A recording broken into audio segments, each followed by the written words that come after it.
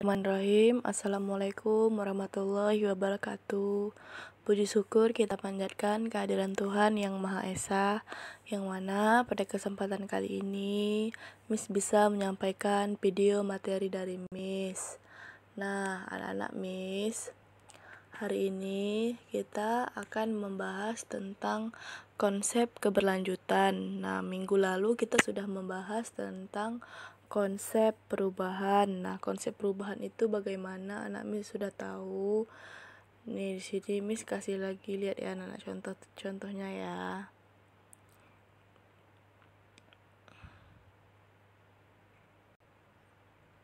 Di sini kita sudah bahas tentang faktor penghambat perubahan. Nah, jadi faktor-faktor yang menghambat perubahan itu ada dua, yaitu pertama perkembangan iptek yang terlambat, dan yang kedua adalah prasangka buruk terhadap orang lain. Nah, jadi kita akan membahas tentang keberlanjutan. Nah, apa itu keberlanjutan? Adalah peristiwa yang akan terjadi dan telah terjadi, dan peristiwa itu tidak dapat dipisahkan oleh peristiwa yang lainnya. Nah, jadi peristiwa ini adalah terus berlanjut. Nah, misalnya contoh. Jadi dari mempelajari sejarah, rangkaian peristiwa yang ada merupakan peristiwa yang berkelanjutan. Nah, jadi kehidupan manusia saat ini merupakan mata rantai dari kehidupan masa lampau, sekarang, dan masa mendatang. Nah, jadi setiap peristiwa tidak berdiri sendiri dan tidak terpisahkan dari peristiwa lain. Nah, jadi itu dia terus berlanjut.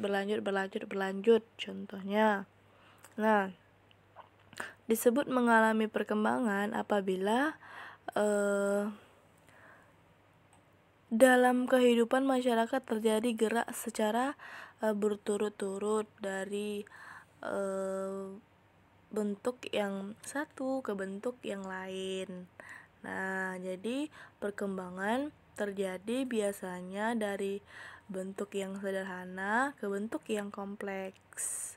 Misalnya, perkembangan demokrasi di Amerika Serikat yang mengikuti perkembangan kota. Nah, jadi pada awalnya masyarakat di Amerika Serikat itu dia tinggal di kota-kota kecil, nak. Lalu di kota-kota kecil itulah tumbuh dewan-dewan kota. Nah, jadi tempat orang berkumpul. Jadi dari kota kecil itu dia mengalami proses menjadi kota-kota besar, sampailah sekarang Amerika Serikat itu menjadi kota metropolitan. Nah, jadi di sini demokrasi berkembang mengikuti perkembangan kota. Nah, itulah namanya contoh dari konsep keberlanjutan. Nah, ini Miss contohkan konsep keberlanjutan yang ada di negara kita. Oke, yang pertama ini ada konsep keberlanjutan runtuhnya kerajaan Nusantara. Nah, jadi pada masa itu runtuhlah kerajaan Nusantara, seperti contohnya kerajaan Sriwijaya. Nah, lalu kerajaan Tarumanegara atau kerajaan Hindu. Nah, lanjut ke masa penjajahan. Nah, Miss tahu kan masa penjajahan ini masa dimana mulainya Belanda menyiksa Indonesia. Tuh, banyak sekali tuh. Ini juga, nak, ini masa penjajahan. Lalu setelah masa penjajahan,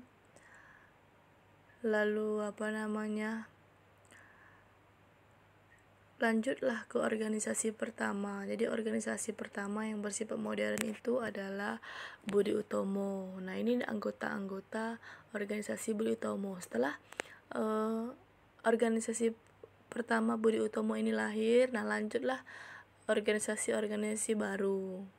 Selanjutnya setelah Budi Utomo dan organisasi baru muncul, di situ timbul benih-benih bibit unggul dari pemuda-pemudi negara. Nah, selanjutnya itu ada proklamasi kemerdekaan yang dibacakan oleh putra terbaik bangsa, yaitu Bapak Insinyur Soekarno di Jalan Pegangsaan Timur nomor 56. Nah, semua warga negara Indonesia terharu, senang, bahagia. Kenapa? Karena Indonesia merdeka pada saat itu. Oke, Nah, dibacakan teks proklamasi, lalu dinyanyikan lagu Indonesia Raya. Nah, oke, misalnya contoh konsep keberlanjutan yang sampai saat ini masih turun-temurun, oke? Nah, jadi peristiwa tersebut masih ada dari zaman dulu sampai zaman sekarang. Nah, contohnya Miss kasih contoh kolusi nepotisme pada masa penjajahan itu ada. Oke. Itu adalah budaya barat. Nah, oke. Nah, itu keberlanjutannya masih ada di Orde Lama, KKN itu. Lalu KKN pada masa Orde Baru pun masih ada. Nah, selanjutnya keberlanjutan lagi ke KKN sampai terjadi saat ini. Ini salah satu contoh sikap negatif dari konsep keberlanjutan. Nah, jadi korupsi itu dia bukan hanya saja pada Orde Lama merajalela, tapi KKN itu memang sudah dari awal masa penjajahan di Indonesia memang sudah ada. Dia berlanjut lagi ke Orde Lama, dia berlanjut lagi ke KKN pada masa Orde Baru, berlanjut lagi lah KKN yang terjadi saat ini. Sampai sekarang pun kolusi nepotisme kita di Indonesia ini masih merajalela. Oke, sampailah dibuat sebuah organisasi yang bernama KPK. Tujuannya untuk apa? Untuk menindaklanjuti korupsi atau kasus korupsi besar yang ada di Indonesia. Nah, jadi kesimpulannya tentang konsep keberlanjutan anak Miss. Nah, jadi budaya korupsi merupakan budaya turun-temurun dari generasi satu dan generasi lainnya. Nah, itu adalah konsep keberlanjutan. Nah, jadi keberlanjutan itu apa? Suatu keadaan yang terjadi karena adanya hubungan dengan lainnya, baik hari ini, dulu, dan yang akan datang. Nah, di sini adalah konsep perubahan dan berkelanjutan. Oke, Ais bisa lihat di sini.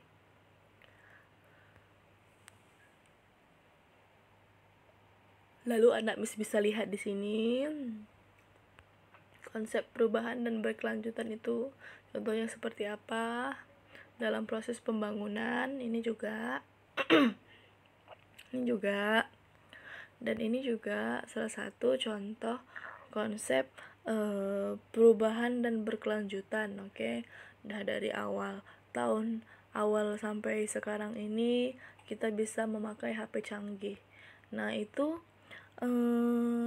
keberlanjutan terus berlanjut. Oke, dari zaman dulu kita memakai media komunikasi zaman kuno sampai sekarang, sampai tahun selanjutnya kita bisa menemukan HP yang kita pakai, HP Android. Nah, ini dia. Ini juga salah satu konsep perubahan dan berkelanjutan. Dia berubah, terus berubah, dan dia berlanjut mengikuti zamannya. Tuh, lihat tuh, anak Miss bisa lihat. Dari dulu anak Miss bisa lihat gambar yang di bawah. Dari HP kita ini besar, jadi sampailah HP kita ini kecil seperti ini. Ini contohnya adalah konsep perubahan dan berkelanjutan. Nah, selanjutnya ini ada alat transportasi dulu dan sekarang. Anak Miss bisa lihat di sini. Oke, yang dimana konsep yang kita lihat di sini adanya konsep perubahan. Nah, dulu biasanya kita memakai alat transportasi yang lambat ya, tapi sekarang kita punya alat transportasi yang cepat. Kita punya pesawat, kita punya kapal laut yang canggih, kita punya mobil, kita punya sepeda pun sepeda bagus, bukan sepeda seperti dulu. Nah, bisa lihat. Nah, ini dia. Kalau dulu kereta api seperti ini, tapi sekarang sudah seperti ini. Nah, ini konsep perubahan dan berkelanjutan. Dia terus bergerak ke depan. Oke, ini dia zaman dulu, sekarang seperti ini. Sama juga dengan contohnya konsep keberlanjutan, terus menerus berubah. Sama kita seperti manusia. Manusia itu ada juga seperti konsep keberlanjutan. Dulu kita kecil, lalu kita masuk SD, SMP, SMA, lalu kita kuliah, lalu kita bekerja, kita hidup di dunia kerja, lalu kita menikah, setelah menikah punya anak, setelah punya anak kita membesarkan anak, lalu kita nanti dapat cucu sampai seterusnya. Nah, di sini adalah Miss mau kasih contoh konsep perubahan dan berkelanjutan. Nah, jadi anak-anak Miss kita bisa kasih contoh, misalnya contoh semangat kebangkitan nasional pada tahun 1908. Nah, ini adalah contoh konsep perubahan dan berkelanjutan. Nah, di sini anak-anak Miss bisa lihat, yaitu di sini adalah Sekolah Stovia, yaitu sekolah kedokteran Jawa yang dibangun oleh Belanda.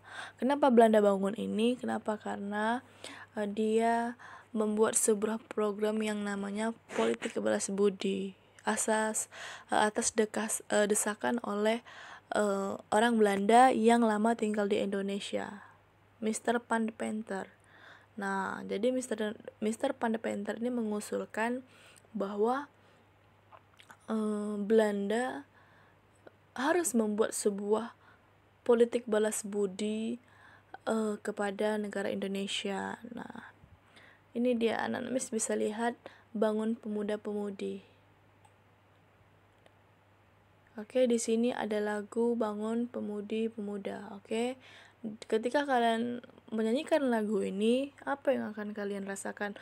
Pasti akan bertambah semangat, jiwa muda kalian akan selalu semangat terus untuk mempertahankan kemerdekaan ini. Oke, menjaga nama baik Indonesia.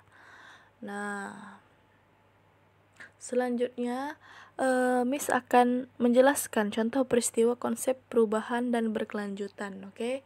Nah, jadi dari peristiwa tersebut Indonesia itu pelan-pelan berubah.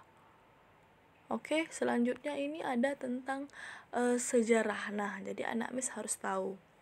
Oke, rusaknya ekonomi Eropa akibat peperangan dan perkembangannya teknologi pelayaran abad ke-15 menyebabkan negara di Eropa itu mencari sumber ekonomi di seluruh dunia. Oke. Nah, jadi awal mulanya lah Belanda datang ke Indonesia itu tujuannya untuk berdagang. Nah, selanjutnya setelah dia berdagang,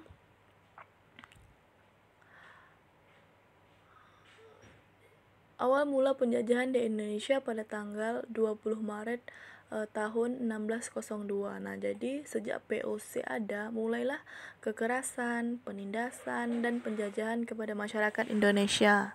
Nah, di berbagai daerah POC melakukan tindakan adu domba. Oke, tindakan adu domba yang mengadu dombakan kerajaan satu dengan kerajaan yang lainnya. Nah, jadi peristiwa tersebut sehingga melemahkan kerajaan-kerajaan yang ada di Indonesia. Selanjutnya ini adalah tokoh Daendels. Nah, jadi Daendels ini berkuasa pada tahun 1808 sampai 1811. Nah, jadi beliau ini berkuasa di Indonesia dan beliau membuat sebuah program yang namanya Kerja Rodi. Nah, jadi di mana masyarakat Indonesia ini disuruh membangun jalan sepanjang Pulau Anyer. Nah, jadi tujuannya ini adalah untuk kepentingan negara Belanda. Yang bekerja itu orang Indonesia. Nah, ini selanjutnya ini adalah contoh peristiwa-peristiwa Kerja Rodi yang dilakukan oleh bangsa Indonesia, masyarakat bangsa Indonesia. Nah, ini lihat nih. Ini adalah contoh peristiwa Kerja Rodi. Nah, jadi masyarakat kita itu dipaksa untuk kerja tapi tidak dibayar, tapi dipaksa. Nah, sehingga ketika mereka sakit atau mereka tidak sanggup bekerja, tentara Belanda menyiksanya. Nah, ini salah satu contohnya. Tuh lihat anak Miss, bayangkan orang Indonesia bekerja diawasi oleh para militer Belanda. Nah, itu adalah salah satu program yang bernama Kerja Rodi. Nah, selanjutnya adanya kekuasaan baru yang diganti oleh Mr. Van den Bosch. Nah, jadi beliau ini adalah Gubernur Jenderal Hindia Belanda. Nah, jadi program apa yang beliau tanamkan di saat dia berkuasa, yaitu tanam paksa pada tahun 1828. Nah, ini salah satu contohnya. Program tanam paksa ini adalah sebuah program yang dibuat oleh Mr. Van den Bosch ini. Buat apa tujuannya? Tujuannya untuk mencari sumber ekonomi atau kekayaan di Indonesia. Nah, kenapa namanya tanam paksa? Karena dia menyuruh masyarakat dan bangsa Indonesia menanam bibit yang beliau suruh, misalnya contoh cengkeh. Nah, jadi ketika masa panen, beliau yang mengambil semua, tapi ketika panen itu gagal, beliau menyalahkan masyarakat Indonesia. Nah, di situ banyak sekali terjadi tindak kekerasan. Anak-anak Miss, bayangkan yang punya tanah orang Indonesia, yang bekerja orang Indonesia, tapi yang mendapat hasil itu orang Belanda. Nah, misalnya, selanjutnya, penderitaan bangsa Indonesia menumbuhkan kesadaran benih perlawanan di berbagai daerah. Perjuangan dipimpin oleh ulama kaum bangsawan. Nah, jadi memimpin perjuangan rakyat melawan penjajah. Nah, jadi perjuangan rakyat untuk mengusir penjajah belum berhasil. Nah, kenapa? Karena perjuangan bangsa Indonesia masih bersifat kedaerahan. Misalnya contoh Aceh. Perlawanan kepada Belanda hanya Aceh saja. Perlawanannya hanya bersifat kedaerahan. Nah, penderitaan yang dialami bangsa kita menyadarkan beberapa orang Belanda yang tinggal di Indonesia yang tadi disebut. Nah, jadi Mr. Pan ini salah satu orang Belanda yang lama tinggal di Indonesia. Dia menulis buku. Dia menulis buku pada tahun 1860 dan dia menceritakan bagaimana kekerasan, kekejaman Belanda terhadap Indonesia. Nah, jadi sehingga beliau ini mengusulkan kepada Belanda, yaitu kita membuat sebuah program yang namanya politik balas budi. Nah, pertama Belanda tidak mau menerima masukan dari Mr. Pan the Painter ini. Nah, sehingga Mr. Pan selalu terus mengusulkan tentang program ini. Nah, jadi atas desakan Mr. Pan, Belanda mau membuat sebuah program yang namanya politik balas budi. Politik balas budi itu terdiri dari 3 program, yaitu irigasi, transmigrasi, dan edukasi. Nah, jadi 3 program ini pun dibangun juga untuk kepentingan Belanda juga. Misalnya contoh, kalau misalnya irigasi, nah dibangun untuk lahan kebun Belanda, misalnya pembangunan sekolah, edukasi contohnya. Tujuannya itu untuk menyediakan tenaga terampil yang murah. Nah, jadi dia tidak perlu bayar guru yang mahal karena dia sudah mencetak orang-orang pintar dari sekolah Stovia ini. Lanjut lagi. Nah, jadi di sisi lain ada dampak positif dari dibangunnya sekolah Stovia. Jadi dari sekolah Stovia itu terbangun banyak pemuda-pemudi Indonesia yang bersekolah di sana. Jadi muncullah muncul apa, Miss? Muncul masyarakat terdidik.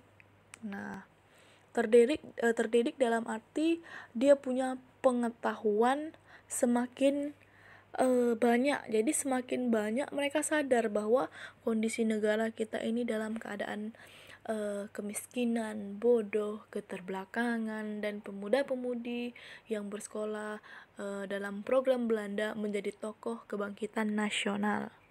Nah, ini di sini adalah salah satu yang Miss jelaskan konsep perubahan dan berkelanjutan. Dia terus maju ke depan. Nah, ini dia Mr. Pan the Painter yang mengusulkan politik balas budi. Oke. Selanjutnya ini dia salah satu contoh pelajar-pelajar Stovia Sekolah Kedokteran Jawa yang sedang belajar. Ini dia. Oke.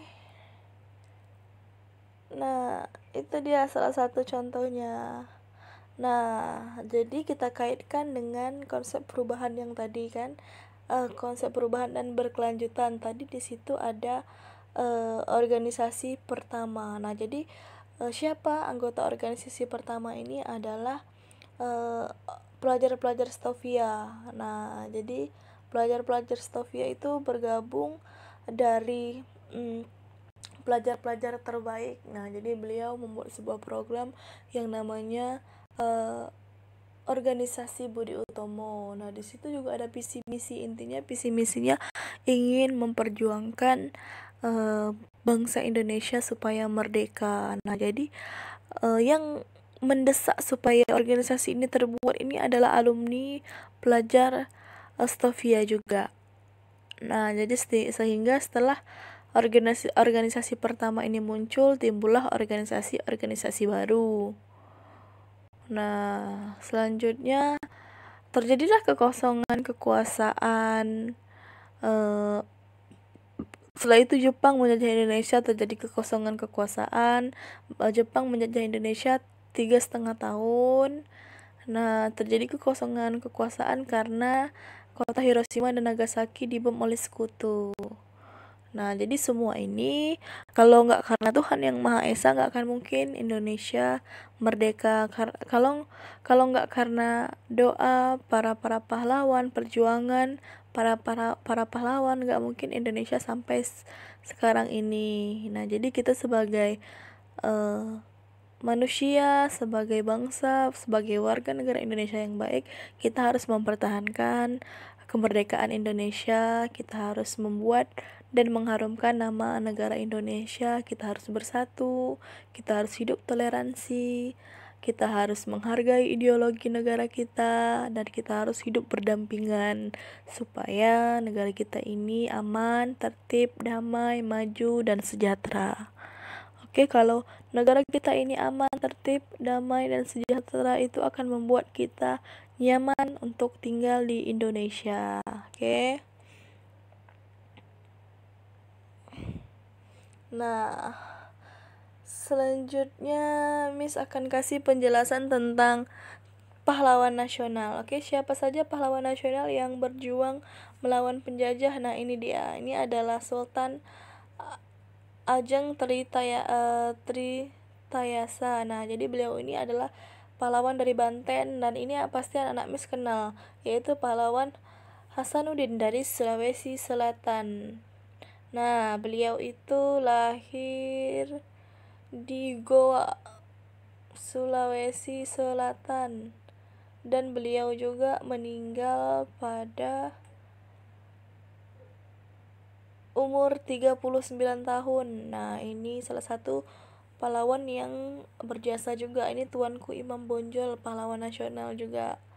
Beliau ini merupakan seorang ulama, pemimpin, dan berjuang dan berperang melawan Belanda.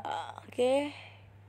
Selanjutnya ada Pangeran Diponorogo, yaitu dari Yogyakarta. Di sini ada Kapten Patimura dari Maluku. Oke. Nah, jadi dia lahir pada tanggal 8 Juni 1783, dan beliau juga meninggal di Ambon pada tahun 16 Desember 1817. Jadi beliau ini meninggal pada umur 34 tahun. Nah, Nih, ini dia.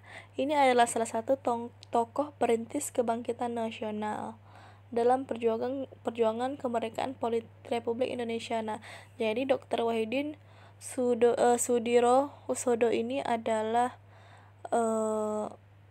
ketua Budi Utomo. Nah, jadi Budi Utomo ini merupakan organisasi pertama yang bersifat nasional, dibuat pada tanggal 20 Mei 1908. Nah, pendiri Budi Utomo ini adalah Dr. Sutomo, dan pendorong Budi Utomo ini adalah Dr. Wahidin. Nah, jadi Dr. Wahidin ini adalah lulusan Stovia, dia penggagas berdirinya organisasi Budi Utomo. Nah, jadi gagasan terbaik dari Dr. Wahidin itu diterima oleh para pelajar Stovia. Jadi pada tanggal 20 Mei 1908 lahirlah Budi Utomo. Nah, Budi Utomo ini berasal dari kata Sangsekerta, yaitu budi, atau budi berarti keterbukaan jiwa, pikiran, kesadaran, akal, atau pengadilan. Nah, jadi kata Utomo itu berasal dari kata utama dalam bahasa Sangsekerta, berarti tingkat pertama atau sangat baik. Nah, jadi banyak sekali dalam pembuatan namanya aja sudah mengandung banyak arti. Nah, jadi program Budi Utomo ini mengusahakan perbaikan pendidikan dan pengajaran, akan tetapi program lebih bersifat sosial. Nah, jadi organisasi Budi Utomo ini awalnya terbatas hanya Madura dan Jawa. Jadi tanggal 5 Oktober 1908 itu Budi Utomo mengadakan kongres pertama yang menetapkan tujuan organisasi. Apa tujuan organisasinya? Yang pertama yaitu kemajuan harmonis antar bangsa, terutama dalam memajukan pengajaran, pertanian, peternakan, perdagangan, teknik, industri, dan kebudayaan. Oke, selanjutnya kita akan bahas. Jadi organisasi Budi Utomo itu selalu mengedepankan persatuan nasional. Pergerakan organisasi ini memperlihatkan keinginan bangsa Indonesia untuk dapat bangkit menjadi bangsa yang terhormat dan dapat berdiri sejajar dengan negara lain. Nah, jadi besarnya pengaruh Budi Utomo dalam memperjuangkan kemerdekaan, Presiden Soekarno menetapkan setiap tanggal 20 Mei 1948 menetapkan hari kelahiran Budi Utomo sebagai Hari Kebangkitan Nasional. Oke, selanjutnya kesimpulan. Nah, sejarah adalah ilmu pengetahuan yang mempelajari segala peristiwa atau kejadian yang penting yang terjadi pada masa lampau di kehidupan manusia. Oke, nah sampai di sini dulu materi kita tentang konsep keberlanjutan. Oke, terlebih terkurang mohon maaf. Wabillahi taufiq wal hidayah. Wassalamualaikum warahmatullahi wabarakatuh. Tetap semangat, jaga kesehatan, jangan lupa terus berpikir positif. Oke. Assalamualaikum warahmatullahi wabarakatuh.